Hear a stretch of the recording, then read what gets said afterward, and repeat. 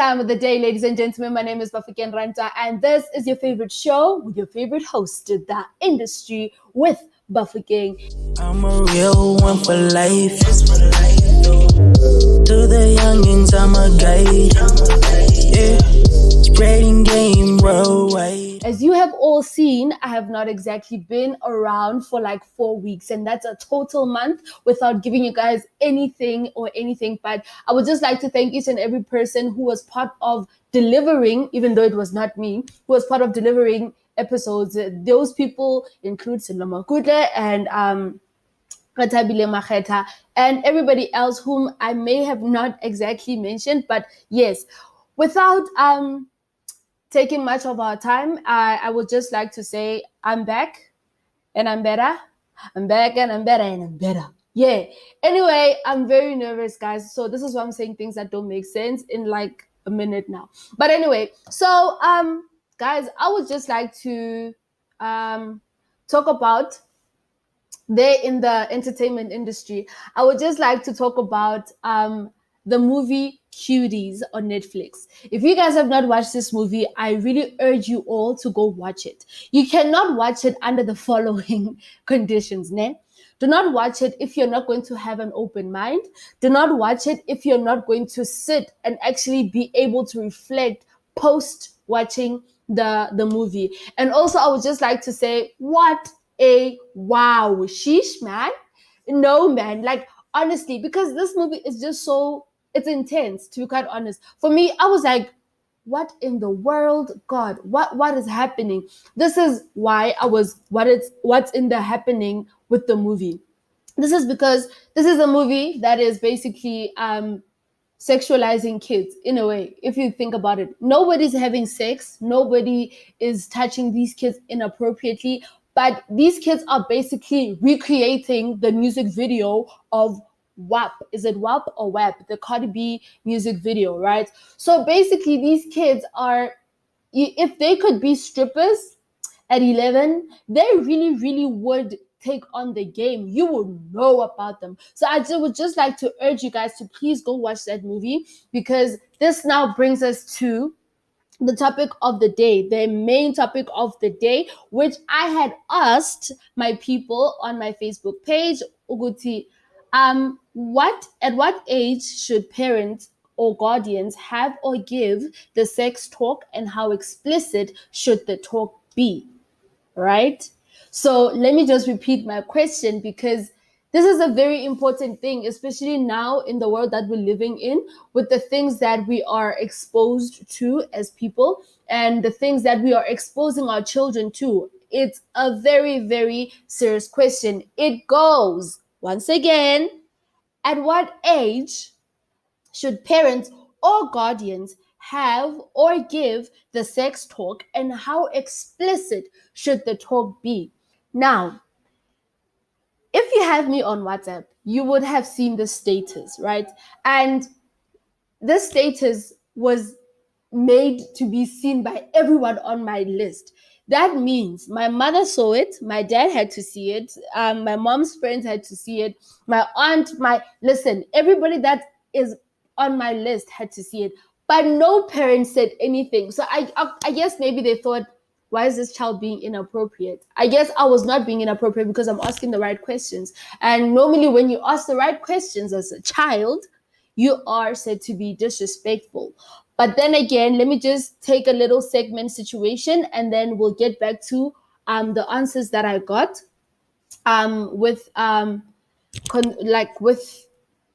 in relation. There we go. In relation to this question. At what age should parents or guardians have or give the sex talk, and how explicit should the talk be? Why I'm so committed to the grind. You see pain when looking in my eyes. AG with a hook and then I die. And we are back, ladies and gentlemen, back on your favorite show with your favorite host, The Industry with Bafokeng. So on Facebook, I got like a few comments, right? One is from Pasco Rantwa. He says 12 years.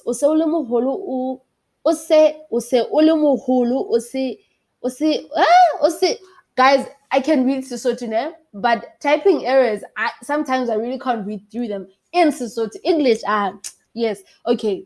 12 years. He says 12 years because at that age, a child is able to actually take care of him or herself, right? So I asked him, I'm like, how deep must the detail go, right? I mean, you need to, if a child is 12, I really truly believe that, like, at that moment in time, you should have had the sex talk at like 5 years of age, because then a child actually can see the things that are going on around him or her, right? He says that they must just be careful at all times. That's Pascoranta, what he believes. And then Jacob Orisha, he says 18, and the detail must be very explicit. This is because this is the age where initiation into adulthood occurs, right? Which honestly, if I were to, I would just like to counter answer, if that's even the correct word. I would just like to say that, like, you should have the sex talk with your kids. Like, okay, the explicitity, if is that right? Yes, the explicitity of the or the depth of the conversation should not be as intense as it should be when you are 18. When you are 5, just learn, like, teach your child, this is a vagina. It's not a cookie, it's a vagina. This is a penis, it's not a Russian. Because now it's going to get to a point where now we are like, mommy, uncle mamang touched my cookie, or uncle mamang ate my cookie. You understand what I'm saying? Then mom will be like, go get another one from the jar. You understand? So now I really think that also it's very important for parents to actually talk to their kids and, like, be explicit about some of these things. Not overly explicit, but they must be very explicit with some of these things. Our last comment from Facebook is from Tato Mokwaledi, right? He says at the ages of 12 or 13 and somewhere around 15 years, they must put everything to detail and get matters straight, right? Which is what I am also supporting. I support that point.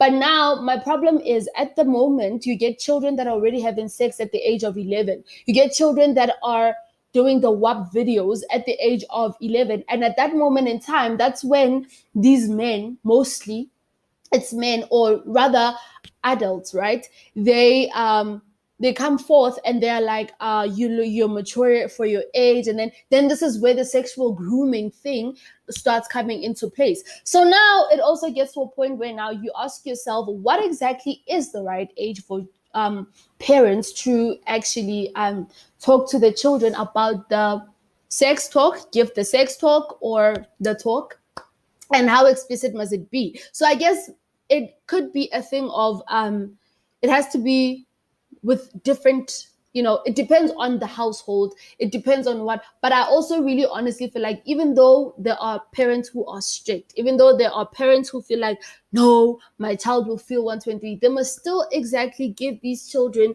the platform to actually understand the importance of knowing what to do with the sex. Because the thing is, these children sometimes go into sexual activities, they engage in sexual activities without even knowing what they're doing. So I really honestly feel like they must just give it as it should. Now on my WhatsApp, I got a very long response from a very good friend of mine.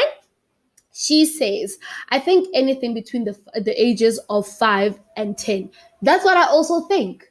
Because honestly, that's when my mom started talking to me about sex. Guys, I already knew about sex in primary school. And people are always like, for a person who's never really had sex, you know a lot. I'm like, yeah, education. You know what I'm saying? So now she's like, because there are girls that start menstruation before the age of 10.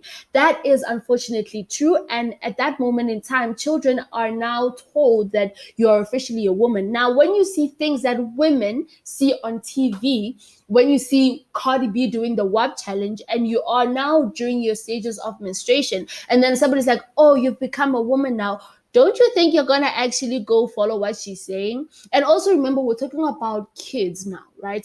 Children at the age of 9 already menstruating. Now it's like, I'm a woman. I can do what women do now. And what do most women do? Most women have sexual intercourse. And then what does that now mean? There's now constitutions of uh of rape and everything, and then it's a whole thing. So I really truly honestly feel like most of the time, okay, not most of the time, sometimes parents can save their children from so many things by giving them the sex talk and making them see the dangers of having sex at certain ages and the repercussions thereof. So basically, like the consequences of sex, right? So she also went on and said, and the moment children go to school, parents have no control about what information they consume.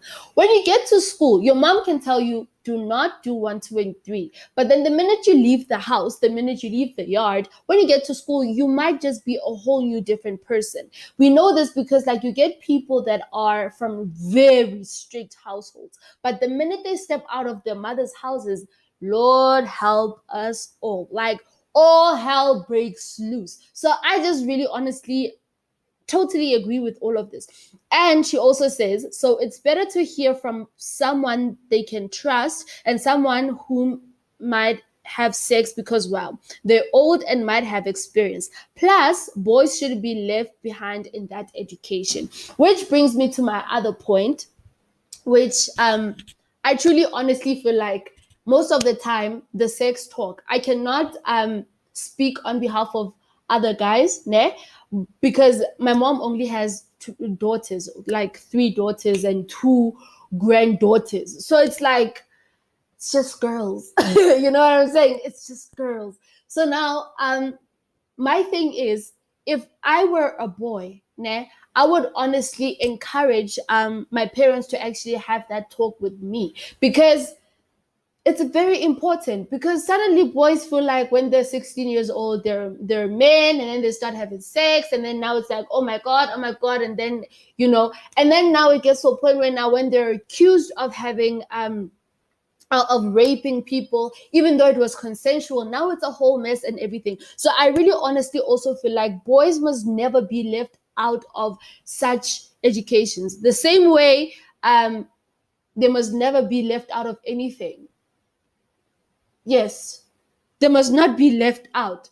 That is my child. They must not be left out, because then it's also essential for them to actually be on the same page as the girls. So, for example, what I'm trying to say is, if you teach Palesa, Palesa, you must not have sex at this age because 1, 2, and 3. Palesa, you must not have sex because you'll fall pregnant. Palesa, Palesa, Palesa, Palesa. If it's always Palesa, Palesa, Palesa, but never Debuho 1, 2, and 3.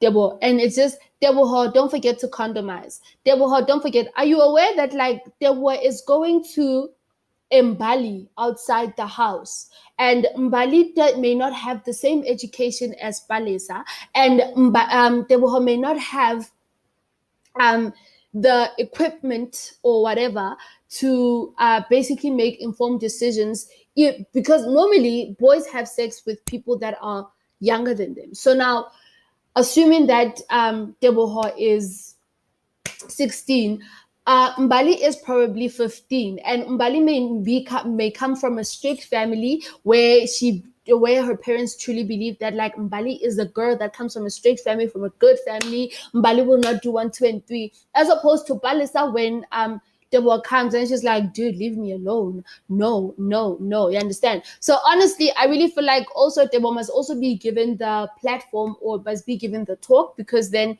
it's much easier. It's much easier for the world in general, for the community in general, because then he will not be accused of rape, right? So here's where I'm coming from, right? This is the point that I'm actually trying to make.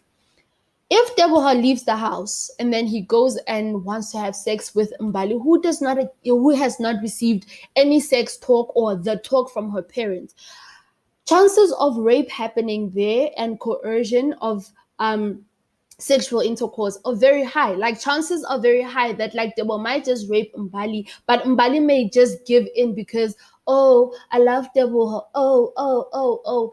All I'm trying to say is, parents, please give your children the sex talk, regardless of how old they are. Even if you have to do it every year from the time they were 4 years old, be like, listen, child, listen. And if there is someone that you have to point out and be like, Do you see what will happen if you have sex? And now I am not going to take care of your child because 1, 2, and 3. The same way parents should also tell their children, their sons, that if you bring a child into my house, or if somebody brings a child into my house saying this is you, andizi mntanam, andizi andizi, and this is such a serious topic, and I really feel like I need someone to actually come sit and talk with me, because wow, so we'll just get like a male perspective from, like, one-on-one. I will arrange that for you guys. But before I go, I will just play you guys a clip or a VN that was sent to me by Bongo Maikale. Right, that's his name. Yes, by Bongo. And he is also a podcaster. He is also a podcaster based in the Free State, and shout out to him. His podcast is called The Daily Calendar. You guys must please go check that out as well.